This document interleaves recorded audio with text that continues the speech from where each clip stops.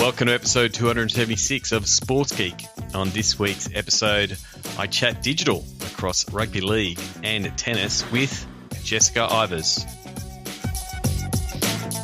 Welcome to Sports Geek, the podcast built for sports digital and sports business professionals. And now, here's your host who leans into the algorithm, Sean Callanan. Thanks, DJ Joel. Yes, my name is Sean Callanan, and I am leaning into the algorithm, whether that algorithm be the Spotify one that hosts the Sports Geek podcast, the Apple podcast store one that also hosts the Sports Geek podcast, or maybe the social media platforms that you might find me on, at Sean Callanan or at Sports Geek on most platforms. And if you want to contact me, you can always do it the old-fashioned way, Sean at sportsgeekhq.com. Before I get stuck into my chat with Jess, one of the reasons I've reconnected with Jess over this isolation period has been the Sports Biz Zoom calls. I'd love for you to join us. Jess has been one of the people who has been participating in those Zoom calls. You can sign up each week by going to sportsgeekhq.com/Zoom calls. Last week, the conversation really centered around digital. Really good conversation there. This week, it is all about sponsorship. So twice a week, Tuesdays at 8 p.m. Australian time, which is 12 in the afternoon for my friends in Europe, or Wednesdays at 10 o'clock, which fits at 5 p.m. for my friends in the US, in the West Coast. So if you want to join those, please just go to sportsgeekhq.com/Zoom calls. Either book in for this week or for a following week. The week after, May 12, 13, we'll be looking at stadiums and venues. May 19, 20, we're going to look at the world of mobile. So please join us. And also, before I get into the interview, I'd love for you to check out our Patreon campaign to help support all of the sports business content we do across podcasts, newsletters, and now hosted Zoom calls. They help pay for the costs of the running of all of this content. If you are a subscriber, thank you very much. I do want to welcome a new startup subscriber, James Muir from Trainer, TREINER.co. Football training anytime, anywhere, a platform where it allows people to book a football coach, and whether that be in real life and in person when we are allowed, but also allowing virtual ones. So James, thank you very much for coming on board. Check out Trainer. That's TREINER.co. You can be a supporter like James, whether it be a personal supporter for as little as $4 a month, or a startup supporter, or a silver or gold supporter. Very much appreciative of all of the supporters. You can find them in the show notes of every single Sports Geek podcast and Sports Geek news. Now, what I want to do is get into my chat with Jess. You'll find out pretty early on that Jess and I are pretty familiar because we've known each other for many, many years. I met Jess back in 2010 with the Manly Sea Eagles, as they were one of my first Sports Geek clients. We have a walk down digital memory lane and then talk about Jess's career across the world of rugby league and tennis. So this is my chat with digital and social producer Jessica Ivers.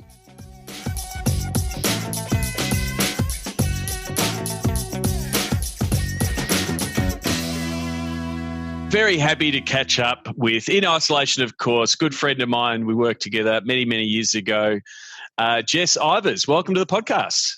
Thank you for having me. No problems. As I said, we've known each other for many, many years. You were one of my first clients way back when, in the infancy days of Sports Geek, with the Manly Sea Eagles. Normally I ask people, where did you get your start? And to a certain degree, I was there. You got your started at Manly. I know. In the NRL. You saw the whole thing. And I mean, again, just for timing, so we're not overly familiar, which we are. 2010, I think I met Sarah Brady. Shout out to Sarah if she's listening, who was marketing manager of Manly at the time. Met her at a conference in Sydney. You were there working in Manly in administration role, sort of supporting everything. And I think Sarah called me up and said, our IT guy just left. What are these digital channels we've got? Which was, it wasn't uncommon in those days. Like, I joke, Real Madrid's social media channels were started by the IT department as well. Yeah. and so very much at the early part of that, and I remember both myself, Sarah, and yourself sort of convincing the boss and the CEO, we need Jess out there. We need Jess taking photos of the team and sharing and engaging on social. What was it like early on, sort of learning that space, but then also, I guess, educating, a whole team in business that, hey, this social and digital thing is starting to work? It was difficult. I guess rugby league, from my perspective, has always been quite a private entity, in terms of, it was very traditional the way that they spoke with the media. Like, there was a media conference every Tuesday and that would be it. And then there'd be certain journalists, but coming and providing the news from the club perspective was a very new thing. And even though we had a website, it was still quite basic in what we were doing. So, and it was a little bit like, Jess is the youngest person who works here. Yep. She should know what she's doing. So that was, I think, how I landed the role. Everyone seems to ask that about, how did you get into social media? You're like, it's just right place, right time for me. Yep. Definitely. But it was, we were given pretty free rein. I think it took a little convincing of some people and some of the players, but most of the time if we were doing our job, or if I was doing my job and not getting in the way of anything, then it seemed to sort of tick all the boxes, and we could get away with doing stuff, and no one would ask any questions. And it very much was that that early the early time of had a Facebook page, we're tweeting. I think Instagram had just started. And you were setting up those accounts. And I remember, we were early adopters. We were doing go-to meetings at that time, like what everyone is doing now via Zoom. Trying to figure out, what hashtag should we use? How are we going to engage the fans? And again, early on, it wasn't that hard. It was like, what should the hashtag be? And I'm like, what do people yell out, at Brookie? And they yell out, go Manly. We're like, yep, that'll do. Let's go with, hashtag go Manly. And I think it was also important getting the players on board. And you had a few guys that sort of adopted it early and were sort of characters in the space and in that early social media, with George Rose and Wolfie, which provided a tough little avenue to navigate, because Wolfie in particular could, let's just say, he's risque in his brand in what you're doing. Well, I guess when your nickname is Wolfie, you can go a bit rogue. Yeah. I do remember. Matty Ballin was also a good one. Yeah, exactly. I do remember the guys there. I think when one time I was up there up at Narrabeen, Wolfie, we tried to get Wolfie's clean up his social presence, and he set up an official Facebook page. And Wolfie's going, cool. And he was about to start, he was just about to start swearing on his page. I'm like, whoa. Like, because that was Wolfie. He would just say what he was thinking. And I do remember he said, look, you can tell all the fans that you can use a naughty word if you get to 1,000 fans. And we just thought, like, that'll never happen. Like, that wouldn't happen in 90 minutes, I think was the challenge. Yeah. I think he got 950. He got so close. Yeah. But again, it was fun to sort of play in that space, and how engaging the fans were in that space. So you were at Manly for a while, then you went from Manly to the Bulldogs, another NRL team. Yeah. How was that experience? I guess different work going from Manly to Canterbury. That was different in terms of going from somewhere where it was just myself, really, managing everything, to going and working with a bigger team, which, still wasn't massive in that regard, but it helped that there was a few more people that understood social media. It didn't take as much convincing. Everyone there knew that was a real presence that we had to be on. And so it wasn't necessarily this kind of hard slog of being like, we need to do this with the players, or we need to, and a lot more of the players were already educated on social media there. So a lot of them were already on it. So that made it a lot easier in terms of speaking with them and understanding what our sort of dual role was, I guess, in working together to help promote the games and membership and anything that was going on around the club. So Yeah, and it is just different, like as different teams further along, I guess, the maturity, the digital maturity. Like Canterbury were one of the ones early and leaders in that space in the 2011, 2012 sort of era.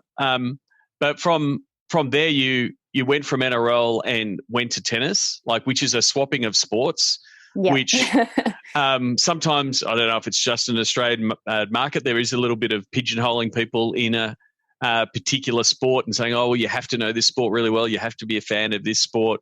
And as someone myself, like works in multiple sports, I just see digital fans following an entertainment sport product. And there's very similar. There's obviously some differences in the sport. How did you make that adjustment to go from, clubland is what we would call it, in Canterbury to working at Tennis Australia in a digital role in that environment? Yeah, it was different. Going from somewhere where you have a game every week for 26 weeks and then potentially more, to working up to a big event that lasts for 2 weeks, or, a month over summer. And I started there right in the lead up to the Australian Open in 2013. Yep. It was. But I just want to touch on quickly about pigeonholing people in sports, because I still get asked that, do I play tennis, and is that how I got into tennis? And I can't play tennis I'm very, very bad at it. Yeah. And a lot of people find that quite surprising. Like, oh, I would have thought that you played tennis or you were a fan. But I guess I'm a fan of rugby league, but I don't play rugby league either. So I don't know, maybe just there's a little bit of a misconception around that in sport, that you must play it to work in it. And I don't. No, I agree, and that's sort of why I asked the question. So I'm an AFL fan. I can watch rugby league and I can understand the game, but I don't. In the same, if I'm working in football in the soccer variety, again, I don't understand the nuances of the game, but understanding how the digital fans interact, and I mean, you've got to understand some of the nuances of the game. You don't want to, incorrectly call a 40-20 or a corner kick and all, like. You'll get slammed if you don't know those types of things. Yeah. But you don't have to be a super fan of the sport to excel in the sport. No. Which is, I completely agree with your point. Yeah. Although ironically now I love tennis, and I'm like, where has it been for the past 30 years of my life? So but also tennis is also an easy game to understand. It doesn't have complicated rule set, like, even if you haven't, and we have this seasonal nature of everyone in Australia will tune in to watch the Australian Open every summer. Everyone in France will tune in, and that's their yearly intake. And then you've got fans that have got a deeper relationship that do follow the scene all year round, that do know that there's an ATP Tour event that's meant to be on now or whatever. So moving from that weekly churn of club, a football environment where you're right, it's like, oh, it's Monday, oh, I've done all the recaps, and oh, there's another game on Friday. You're just like, that's half your year, or 7 months of your year. How was it? How was it moving from that? I mean, obviously you went into the peak of, here's an Australian Open, which is like compacting 26 weeks of content into 16 days or whatever, which is, breaks people's brains. What was it like, getting into that environment, because you'd experienced NRL grand finals and those kind of things. You'd had those big digital moments at Manly and Canterbury. What was it like going into that environment, such intense for a extended period around the tournament? I think, working a couple of grand finals definitely helped, and some final series, in terms of going into something that's so high adrenaline for a couple of weeks. I mean, I don't know if there's any particular secret. I think you just have to, you kind of just ride on the adrenaline, and you just go, okay, I'm not going to sleep for a couple of weeks. And I'll finish it when it's all over. And have a break then. But it was really interesting for me, because it was quite exciting, because going from NRL, where, I mean, there was a few fans that you would see on digital or social that were from overseas, and they'd be tuning in and watching in the middle of the night because they love their team and they're living in Canada or Europe or the UK somewhere, and then going into tennis where it is a global sport, and it's about engaging the community, almost 24 hours a day. So, yep. And yeah, working in a much bigger team as well. The team swells when it comes into tournament time. So you've got quite a few more people running channels, and it is a thing where you have to kind of be in a few places at once. So how the tasks were, divvied up between us. And I remember on my first year, I got to do a little bit more of sort of the running around content wise. And I think as well, because I was quite new to the sport, it was probably a safer option for me not to be, say, tweeting the live scores or live match play. So it was actually a really nice way for me to kind of tap into the sport and learn about more by getting out and going to a few more of the sort of media opportunities or bouncing around site, getting some colour from where the fans were watching, and even other things around Melbourne. So, yeah. So there's a few things there around the delegation and the brief, like, and how that has changed.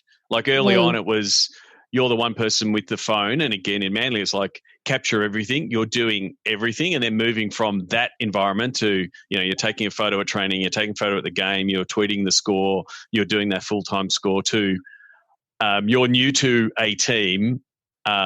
We want you to go and find us content, color, as you said before. Like, what is that brief? Like, is it cool? Jess, go out there, get some good sunset shots, and like, is the rope really long, or is it really specific? Oh, can you go out to the back courts, or can you go to this media press conference? This is the type of content. And were you just capturing and publishing, or were you capturing and sort of sending it back to a central location that was collating and deciding on where it was going? Yeah, so it was a bit of a HQ. We had a little bunker right down underneath Rod Laver Arena. Very, very small room. That's another thing. Everyone thought, working in sports so glamorous. You're like, yeah, mostly it's windowless rooms in the far corners of somewhere. Like, but most of the time I would be jumping out, and I'd sort of get a list I go through what was happening that day. So it might be that, Leighton Hewitt's doing something in the city that I have to be at 10 o'clock. And then at midday, Roger Federer is doing his practice. So we want to get some stuff from that. In the afternoon, Serena will be somewhere on Grand Slam Oval doing this. So we need you to head down there. And then, there's some Aussie doubles matches happening out on Show Court 3. Kyrgios and Kokkinakis are playing. So, go out there and get some of the content. So it'd sort of, you'd roughly manage your day around those things. And then, you'd maybe sometimes by chance run into something cool that was happening, or, and then bounce around. So you'd have that freedom. You sort of have a run sheet, of, hey, here's the things we want to capture that we know is going to happen, which you can in a program schedule.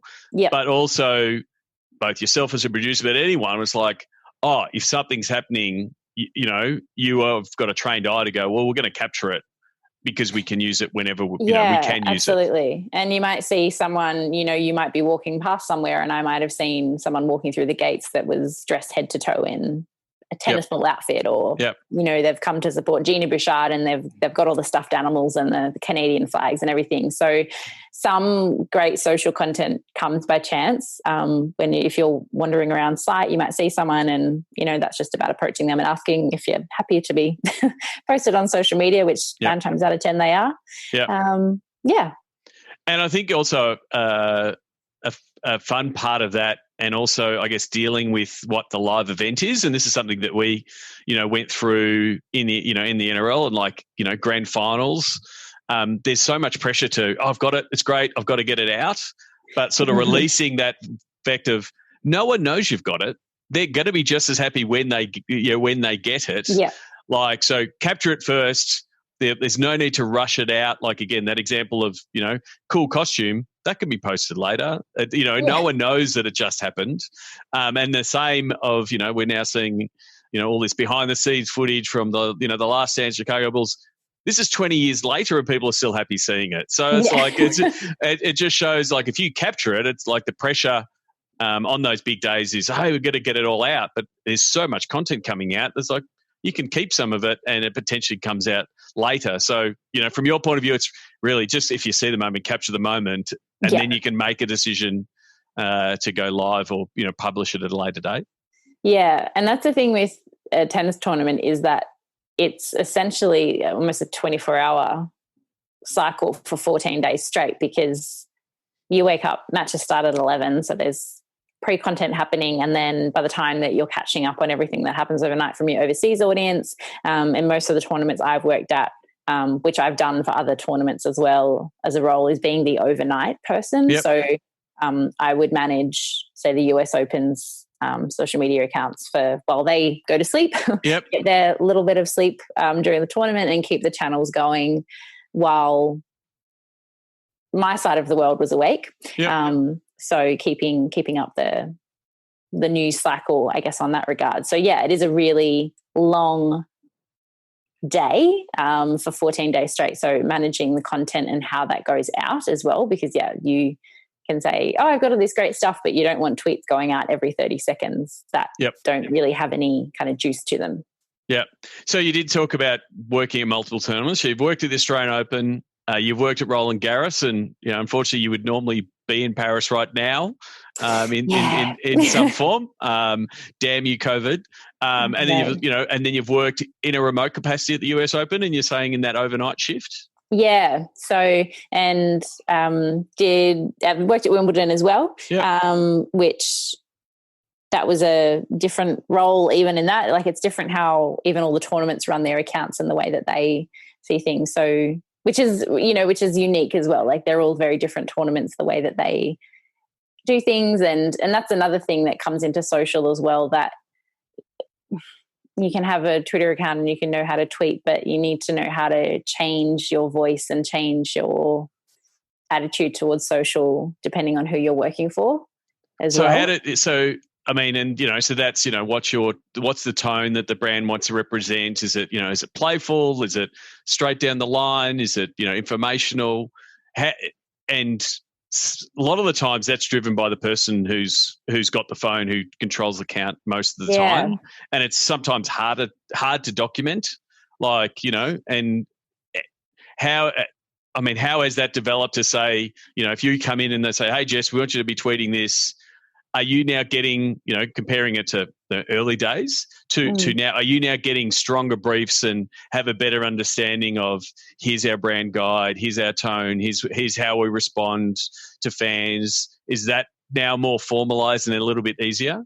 Yeah, definitely. So there's generally a lot more documentation that we'll get before I work at a tournament, providing the tone of voice and examples of tweets or examples of social media posts that have done really well, and this is what we want to sound like.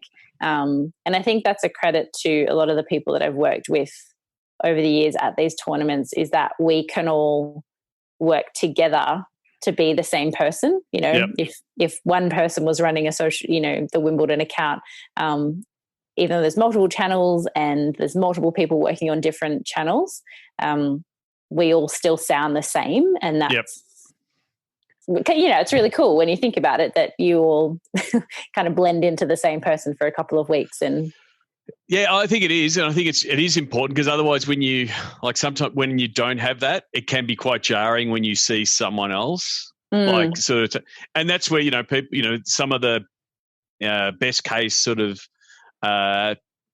social, and more so on the Twitter, when some Twitter accounts use banter and humor, that's a tough thing to put in a guide, because being able to be funny and quick and come with that quip is a skill in itself, and to be able to try to say that to everyone, if you've got a team, it becomes really it becomes harder to execute. I love those Twitter banter type, oh, look at this exchange, that's great. And we know some of them, behind the curtain are completely organised. Sorry to spoil it for the people who are listening who think it's all spontaneous, but there are some that are completely spontaneous and do it. But it's really talent driven. It is through the thumbs of potentially one person. It's just tough to execute that piece. Yeah. And say a match point tweet or a point tweet that I might have done for Tennis TV, that would be a bit jokey, very relaxed. Yep.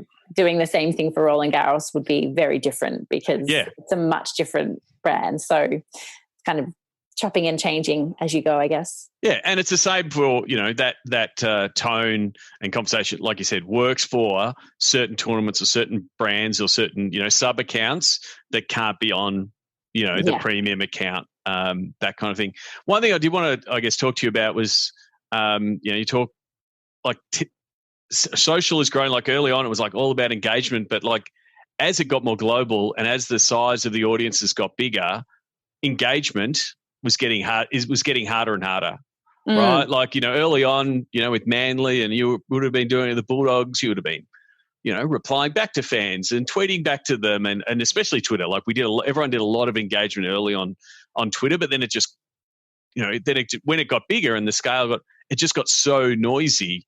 Yeah. And the same with, especially tennis being global.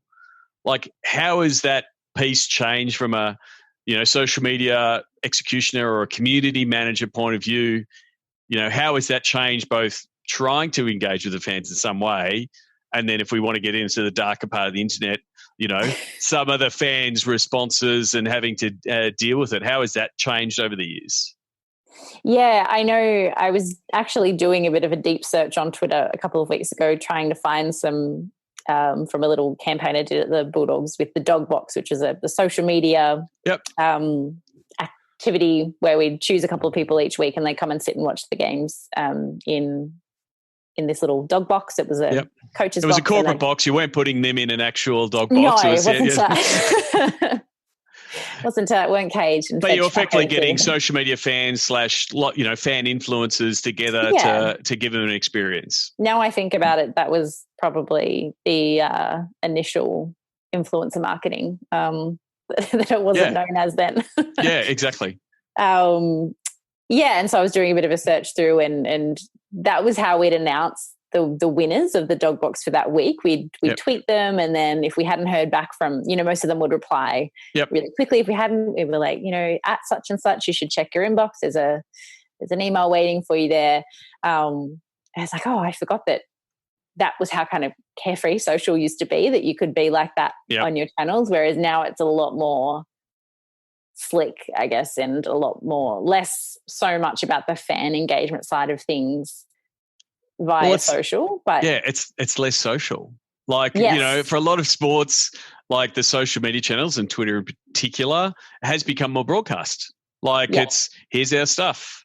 And partly it's behavior, partly it's the way the platforms have pushed it, and sort of, Facebook's the same, Instagram stories are the same. Like, hey, consume our content has become more broadcast. But it's like, I think it has, shifted a little bit. I think teams are by and large and pulling back from this Twitter engagement. Like early on, it was like, we're doing so much stuff on Twitter, but we're not seeing the traffic returns or the engagement returns for that effort, right? Like someone, asks a question about, where should I claim my tickets at Australian Open, right? And someone's meant to respond. Then there's expectation, the customer service piece. Yeah. So it became so massive. I guess the other thing is talking about the trolls, in club sport, Manly or the Bulldogs have a 3 or 4 game losing streak, and you put up the post from training, and the fans just pile on. Is it any different? Is Twitter fans, because you've got this tribal nature of club sport, and individual nature of fans. Like, if you're comparing like that ugly side of social, is it different in club to tennis? Yeah, it is a little. You'd have in clubland, it would be like fans that were disappointed. Yeah, if you hadn't won a couple of matches in a row, and it would be, what am I paying my membership fees for? Yeah. I can't believe I'm supporting this team, blah, blah, blah. In tennis, it becomes a little more, there's a thing like tennis Twitter. It becomes a little more personal, I think. A lot of the time, if you would put up a photo of, someone that made a semi-final Yep. a couple of years ago, and the back training, it was like, oh, you're only putting them up because they're pretty, or you're only putting them up because you know that it will be something along those lines, or if you. So it's more agenda driven, Yeah, yep. a little bit, or and I guess it's hard at Roland Garros when you have Rafa, who's won 11 titles, and he deserves to have a lot of social posts. And it's actually difficult trying to manage that because everyone in France loves him, and a lot of the internet love him as well. But as soon as you put up something of Roger, then it's like, oh, well, what about Rafa? And you're like, we've just done 7 posts in a row about him. So I mean, it's very much hard to please everybody. I think it was. It's a service that I still offer Sportsgeek clients today. Like I used to tell you guys, if you're getting, especially after a loss, you just get pummeled, and you just want to get in there and get on the keyboard and just tell them all to, James can bleep this out, but, go get stuffed if I be polite. And you're like, well, you can't do that. And so I used to offer the service of when the fans are getting really, really stuck in, send me a text with all the swear words. So occasionally I'll just get a random text from a client going, and I go, oh, it must have been a bad loss. But it's a bit of and all I would reply is step away from the computer, take a few deep breaths. We'll call it engagement. Like it keeps them engaged with the page. And really like they're venting their frustration, which is the passion of sport, which, locks them in, which is, part of the beauty of it, but it's part of the I guess the dark side. Moving away from that, and how because again, it's always going to be there, and I think it's it's a little bit of just ignore to be but you can't give any air to that kind of stuff. From a platform by platform point of view, how is tennis using has used, and how has it evolved from a social point of view? Like how have they? Because it's again, it's unique in that it's highly engaged locally in the country it's happening, but also very global, which presents different media rights opportunities, navigating those media rights and where that vision can be shared. Like a lot of the time I've discussed media rights and access and social and digital, and how TV rights are allowing snippets on social. How has that evolved in tennis? Like I think last time I spoke with Kim at Tennis Australia, and where the deal was, you could be sharing clips globally, but you couldn't share them into the Australian market because of the current deals. How have the platforms, the Facebook, Instagrams, Twitter sort of started to engage Twitter in the different forms? Yeah, it's different in that regard that, each channel has its own different. And I mean, I think we've spoken about this like many, many years ago, that each channel has its own separate, what you put on Facebook is going to be, you want it to be different to what you put on Twitter and Instagram, blah, blah, blah. Twitter's definitely become more of a bit more of a broadcast type news or updates, or and a lot more video content than I guess what I was ever used to. And even in sort of the 6 or 7 years I've worked in tennis, that say like my first year at Roland Garros, it wasn't about video content going out every time because we didn't have a streaming service set up. We'd get the video guys to be clipping things together, and it would more go out as a bit more of a highlights package after the fact. And you relied a lot on photos or your content producers running around site getting content. Whereas now it becomes a bit more, it's a lot more video content, which I guess is most social which is now. The trend, It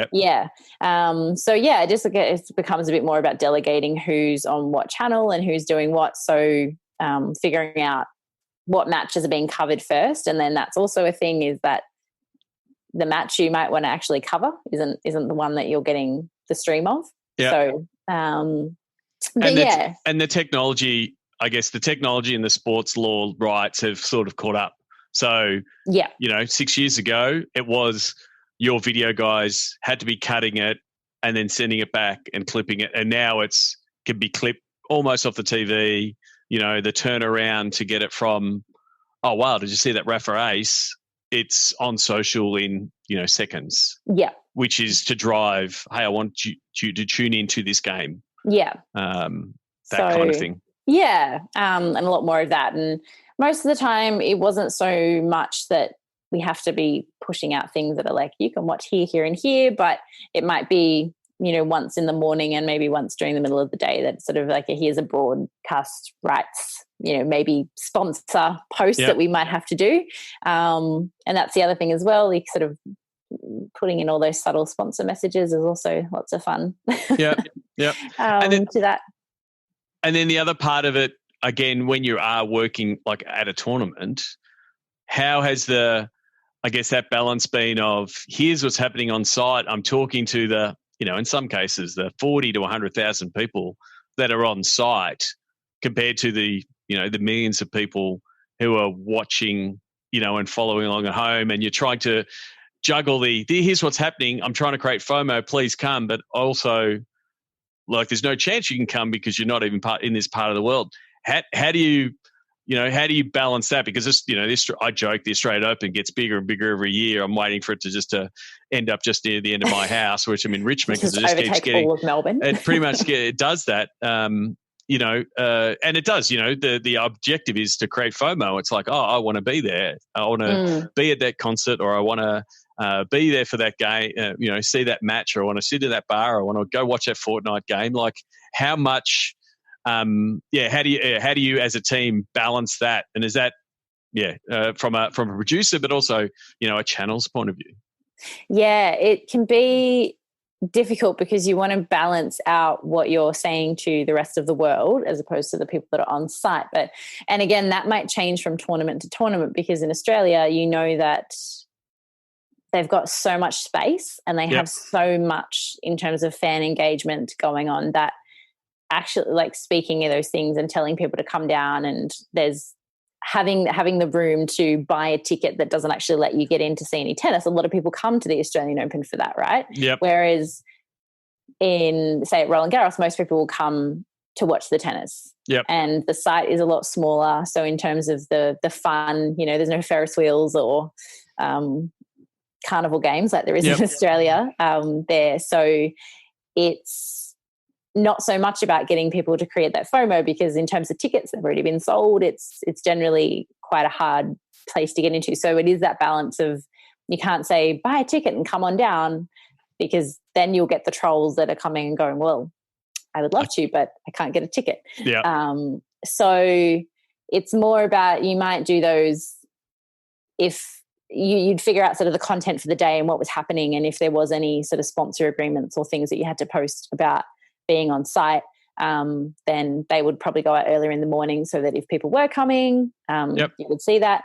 But then, say at Roland Garros, there's these amazing puppeteers that roam around site throughout the day, and they're on stilts and they're doing juggling with tennis rackets, and it's very, very cool. And while that's an only on-site thing, and it's love to take photos and pictures of it to post on social, we don't necessarily say, oh, make sure you come and see our puppeteers while they're here. It's more this is how. This is part of the theatre of the French Open. Yeah. So it's less about, because you still want to showcase what it's like on site, so that in the future. You're still an aspirational goal. Yeah. I want to go I'd love to come there one day. Yeah. So there's definitely that kind of ties into everything. And I think that's just having a bit of social smarts, as to understand how to post that out without making it sound like you need to be here in the next 30 minutes, otherwise you're going to miss this juggling act. Very cool. I mean, I guess, and it also has been, from a digital point of view, on-site apps and driving people to the app and those kind of things have been a purpose of social. And so some of that customer service and wayfinding and all of that kind of stuff has developed into, this is why we need an app. This is how, that kind of thing. So it's given that wider social and digital strategy for tournaments to give them that, because, just saying your social channels are going to handle that, it's not really scalable. And that's why you sort of dive into the app sort of piece. Yeah. And I think the Australian Open did a really good job of that a couple of years ago. They started, and I know that's a contentious issue, is starting a separate account, but they started the AO Help account, which was purely customer service driven. So if you had a question about, and you were coming on site and weren't sure whether you could bring in a drink bottle or, you know, those really boring admin questions, we'd have people dedicated to answering that. And then it developed into people on site wearing T-shirts that had at AO Help on the back. Yep. So then if they had a question about that, and as well, that was a bit of social, you know, promotion as well. So it was, if you were coming back later in the week and you'd forgotten something to ask a question, it was like, make sure you tweet these guys and they'll help you out. So yeah, and it's just an education piece. I think it's the same as the 49ers at Levi Stadium had the Geek Squad out there teaching people how to use the app and that kind of stuff. And if you can train that behaviour to, well, this is where we want you to go, you have a cleaner feed. And again, the platforms also have changed. Like, 6 years ago, you would see every reply that the Australian Open would make. So, right, it would make everything look like really messy if you were responding to people. So it made sense to split that piece off, to see what it does. And you can't control what the algorithms and what Twitter decides to show. So if you go like something or respond, then someone's seeing it, and it's like clutters their experience. As we discuss, we're currently in the DC world, the during COVID world, the French. The French Open's been postponed. It's meant to be happening this time. It's now postponed to hopefully September 2020. What's been the impact in the tennis world from a COVID point of view? It's been, I think from it's a massive question, right? Which is why for the pause, but it's like everything is stopped and we're not quite, we're not quite sure. Yeah. And it's weird to have no sport on at all. Like it's weird not to have tennis, because tennis was always such a constant. Like even if there wasn't a big tournament happening that week, there was an ITF challenger, or there's all these different tiers of tennis tournaments. So there'd be something happening. So even if a big tournament got cancelled, you could sit and watch something smaller if you wanted, or you could keep up to date with that. So it's been weird not to have it on at all. And I guess even just the way that the calendar works, from an Australian point of view, yes, like the French Open isn't the most popular tournament of ours to watch. But say you're coming up to winter, and that's a really big part of sport watching for Australians, is coming up to June, July, and staying up all night and watching Wimbledon. And no one's going to get to do that this year. It's really sad. It is, but it is going to be, some of the things that I guess people are starting to at least analyse now. Like, we now know that, Wimbledon has been cancelled. Unfortunately, but fortunate for them, they're one of the only sports that has pandemic insurance. Congratulations to the $1.7 million they've been paying for 17 years to get that insurance to pay out. So that would have been kudos to them. But like, things like, what does social distancing look like, at a tennis tournament? Like, I've been to the Australian Open and there's a lot of people on site. Like, is it going to be less? Is it going to be when or if French Open happens, or the Australian, is it going to be less people allowed to be in? Are we? Those kind of things is going to be something that's going to have to be addressed. And then I think the other piece is the resourcing of teams and travel. The travel restrictions. And it's been a conversation we've had on the Sports Biz Zoom calls. Is, will people be travelling to sporting events, and if they're not, from a resourcing and a staffing point of view, how do you staff up those teams? I think it's almost going to come back to, it feels like a full circle to almost 10 years ago, where you didn't have this massive team of people, or even just a bigger team of people. You might only have one or two people on site that are running things, and then you might be relying on people remotely to help you with that content. So, which, for you and I, that's kind of how a lot of yeah, work we did started. It is a bit back to the future, like, early in the NRL days, most of the digital producers or the, digital folk would be doing the away games from the office or from home or from TV, and they were capturing some stuff, and we're doing this same reporting, and, hopefully you might have had a media manager there, or, the Seagulls were playing in Melbourne. I would go down to Amy Park and I would capture some photos and send them back to you, and you would use them on social.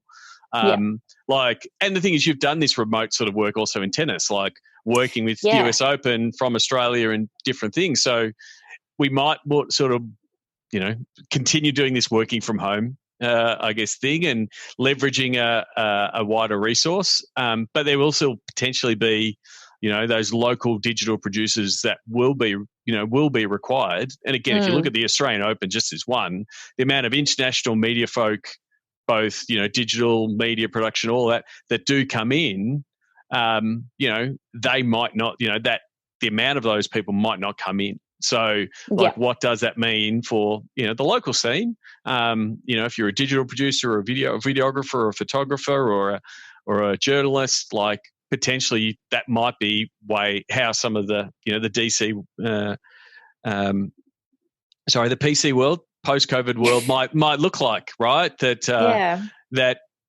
digital producers will be engaged, locally and remotely. Yeah. And then the other bit that I think that I wanted to bring up, because it was a conversation we had on the Sports with Zoom, was we're seeing more athletes doing more social during the lockdown. They're either doing more Instagram lives and chatting with people, and we're seeing, maybe parts of their forehead or just their chin in the shot. And some of them are doing it well. And there was a fear is the wrong word, but like there was a concern that, the athletes can do it now, and people will just go, cool, the athletes will do it. They'll give us the content. We don't need digital producers. Whereas I think, I think you made the point, like, is there a way that the producers are actually doing the producing? Like they're giving instruction and helping the athletes to produce better content or that kind of stuff. That's what it might look like, again, coming out of this. One, hopefully athletes are still more willing to do more content. Yeah, which ironically, would be great. It's like, this is what we wanted the whole time. Yeah. So they might be more willing to do it because they see it's not too bad, but, to lift the production, make it look good, make them look good, and actually be a bit more watchable. That's where I think, people like yourself can help those athletes, produce that content, whether it's on behalf of the athlete or on behalf of the tournament. I think there's sort of opportunities for both of those spaces. So it's going to be interesting to see how that, I guess, shakes out. I'm hoping to be able to travel again. I'm sure you are. I'm following I'm following your travel photos on Instagram, and like the same, I'm sharing photos from around the world.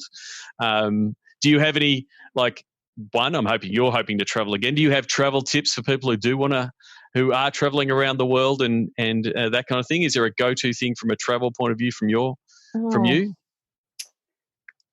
A travel hack? Get a good I'm one of those big people that, like, in terms of my one thing which is going off and won't go off on a tangent, sustainability when traveling. Always take your own things when you travel somewhere, which I think is well from a hygiene point of view now. Yeah. Please do that. Yeah, that's true. But always pack a water bottle. But if you are going to a sports event, don't pack a stainless steel water bottle, because it will get taken off you. That's my one tip. Okay. Is pack it has to be something clear, because you'll get it. They'll think you can use it as a weapon and it'll get taken off you. So if you are trying to do the right thing by reducing your plastic intake, just look at the terms and conditions on the website before you go to a sporting event. But again, you raise a really good point, because again, if we're moving into this era, and which I think we will, I don't think this is going to be a 6-month thing. I think for the next 2 years, social distancing and contact and what you have contact with and all of those kind of things are going to be an issue. So things like, drinking fountains and stuff like that, people won't use. So, so they'll have to be adapted to be contactless, water bottles filling stations, which are very available now, but then also, people have to bring their own water bottles, and what does that mean, and all of that kind of stuff. So, when we start unraveling what it all looks like, there will be this, knock-on effect of a whole bunch of different things. Oh, absolutely. It's I know at Roland Garros they have a coffee cup return system, and I just even wonder now whether that's going to become whether it's going to become more common or less common now, because they'll be more worried about people touching things or. Well, that's it. I mean, even early now, right? Cafes currently in Australia, they're not accepting keep cups, which is where you try and do your right thing for the environment, but we can't hand it over. So, what's that alternative? Yeah. in that space. So, want to wrap things up with the Sports Geek closing five. Jess, thank you very much for coming on the podcast. Pleasure. Do you remember the first sports event you ever attended? I can't remember the very first. That's all right. No one game I would have gone to. No one can Google it.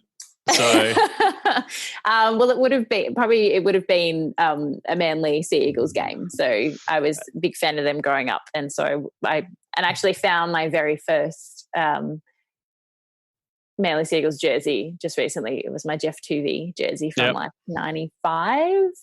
So it would have been sometime around then. So been at Brookvale Oval, or Brookie as it's known. Yep. And so you would have been to a lot of sports events now, both in rugby league and tennis.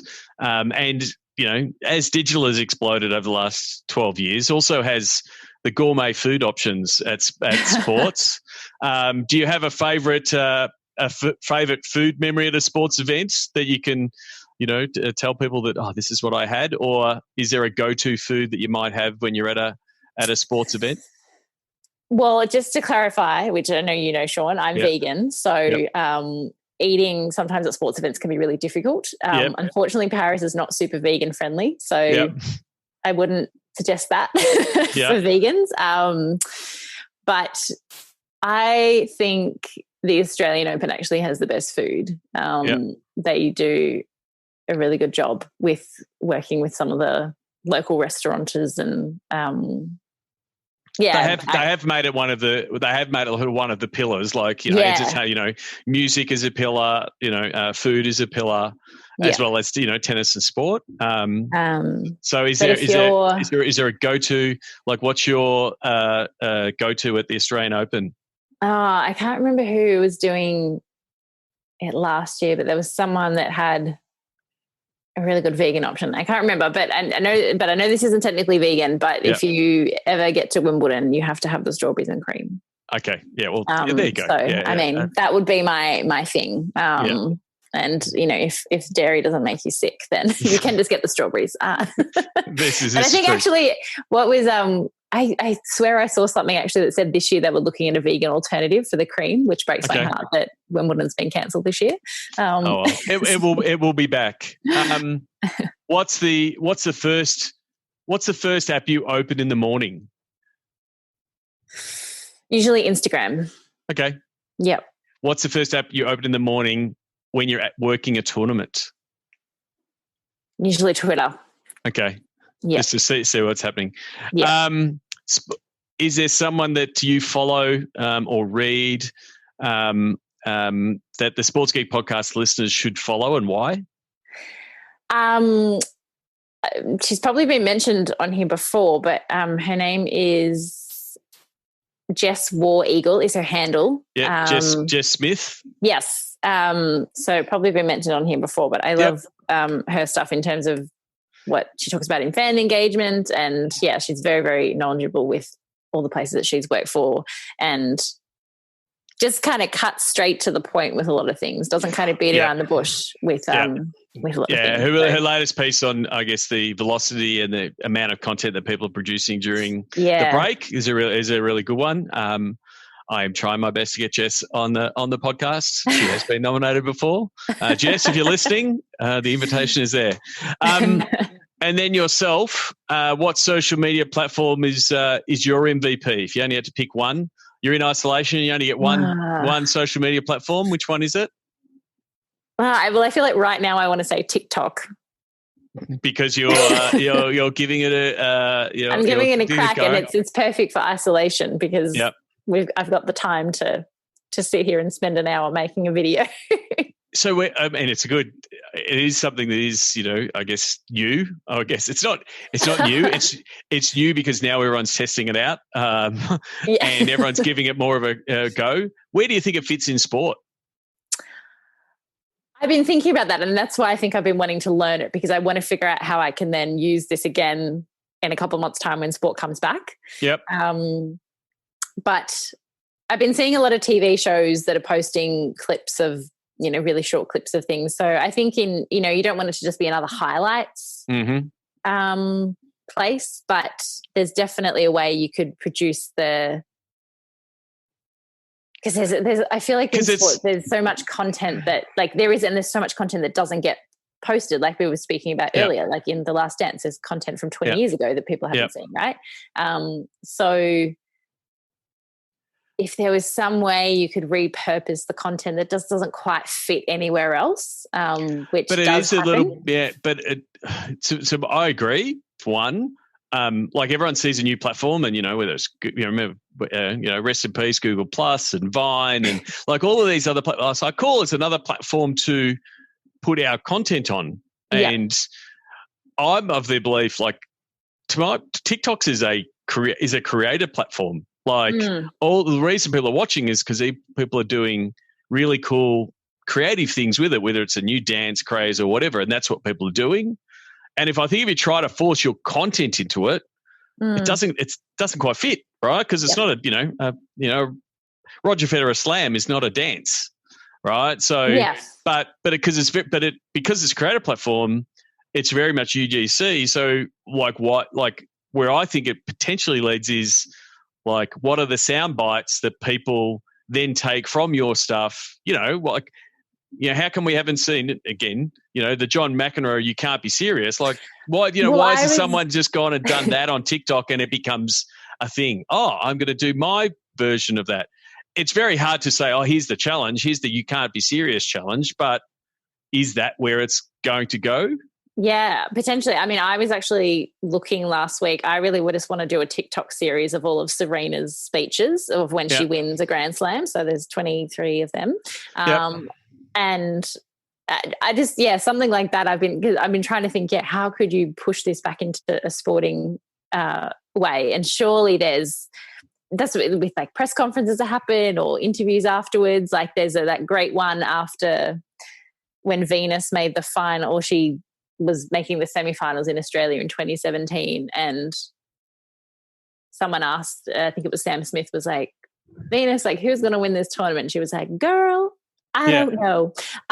There's so many great soundbites over the years from tennis players that we could be using, but I think it's just a matter of figuring out how. But it's also there's a bit of execution of that, and just be a bit of improvisation, happy fail. It's not always going to take, but if something takes, then it's it's great. And so, but it's really back in the early days again, full circle. We're just back in this. Hey, engage. Let's see how it works, because we don't know. And the thing is, you've got the athletes just being on the platform like regular people. They're just doing the dance. And then they're trying to do creative stuff. Like I saw the one with Serena Williams playing versus herself. And, and it's like, okay, that was probably pitched to her. It's a little bit kitsch, but it's like they're on the platform. So it's going to be interesting to see how it grows. And then whether it is commercializable, all of those kind of things. But I do think it's going to take a little bit, more thought and practice, and pretty much what you're doing right now is the advice that I gave you 10 years ago, and the advice to give everyone. If you want to be a TikTok producer for a tennis tournament or a sports club, guess what? You better know how to use the tool. Yes. And so I won't instruct people how to use the tool. I'm happy to talk about the strategy and the different pieces, but I'm not an execution piece, and that's where I think there is an opportunity if you're trying to get into sport and that kind of thing. If you can produce really cool TikToks and understand how the algorithm works and how to talk to fans and how to get engagement, that's where there will be an opportunity. So, That's it for this one. How can people, if people want to look you up and find you on the internet, where are the best places to find you on the internet, Jess? This is where I feel like I need to change my username. But you've been Jive Bong for so long. You've got to own your brand. So you're Jive Bong on most platforms? Yes, on everything. So I've gone, on You've gone Instagram, full job, Twitter, TikTok, all the things. So makes it very easy to find. Yes. It makes it very easy to find. So Jess, thank you very much for coming on the podcast. Really appreciate you. I do actually, this is where I get to. I was going through research, and I've got my LinkedIn recommendation that I gave you. It's nearly 9 years old now. Oh God, I think it's the only recommendation I have. But. And this is part of what we should be doing in isolation. Is we should be bringing back the LinkedIn recommendations. Reconnect with people that you've worked with, give them a bit of a pat on the back. And this is what I wrote, and I'm going to stand by this. Jess is a success story for Sports Geek and has become one of the best social media executioners I know over the past 12 months. She understands the Manly Sea Eagles fan base and the NRL game to deliver quality content on every social media platform we choose to use. She pushes the iPhone to the limit, producing great visuals from a bag of photo and camera app tricks. Being able to engage fans and deliver consistent high-quality content is a tough gig in sports, but Jess truly deserves the Jess is the bomb hashtag. I don't think, I didn't even remember Jess is the bomb hashtag, but it did bring back a fond memory. So... Yeah, so thank you very much for coming on the podcast. I thought you were going to whip out the recording of me going, "What's a hashtag?" No, that's I'd never do that, and and that was back when we used to go to meetings, and I would record them and somehow think that we would rewatch them, and I'm like, it's in sports. I think I did that for like 3 months, and no one ever watched them, so we stopped. So again, good to catch up. Both on this call, and look forward to working again, all of us in the world of sport. And I'll catch you on the next Sports Biz Zoom call. Sounds good. Thanks for having me.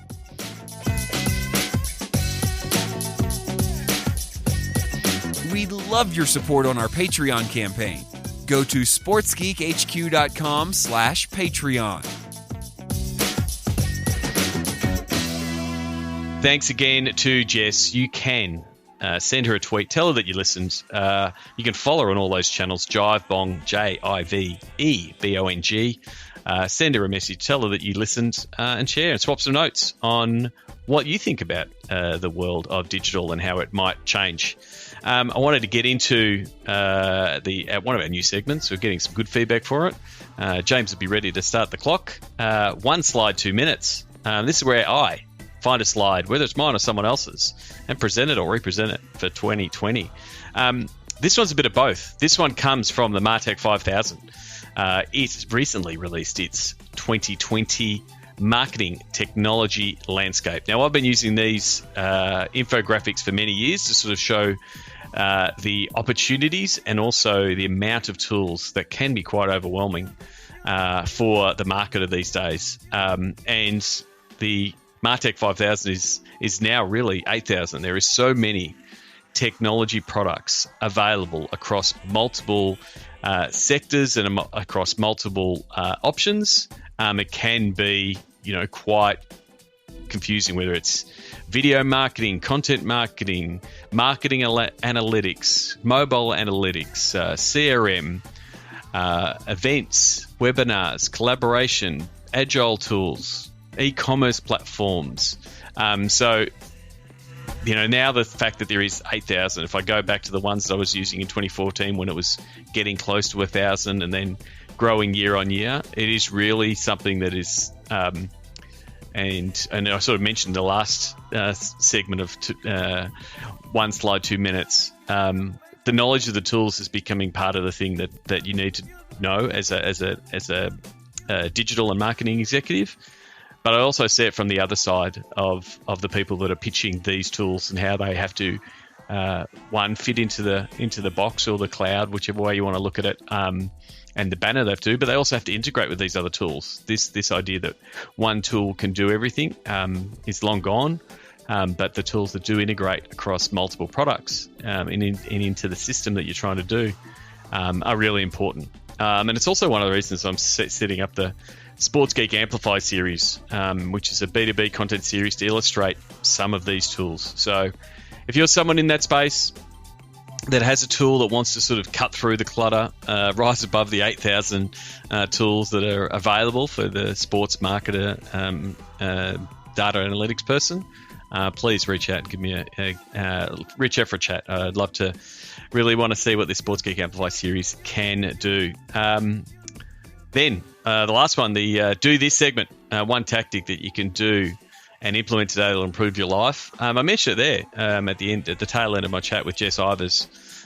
It is something that I think is underutilized. It's something that I'm going to try to do a little bit more of. I've been a long advocate of LinkedIn and its viability. It's one of my most powerful networks, a way to me to connect. But I think the LinkedIn recommendation is something that has probably gone under the radar. And let's take some of that time, especially this time in ISO when you're doing a bit of reflection, to write a recommendation for a work colleague, someone you previously worked with, someone you currently work with, or maybe a vendor, someone that you have worked with on a project.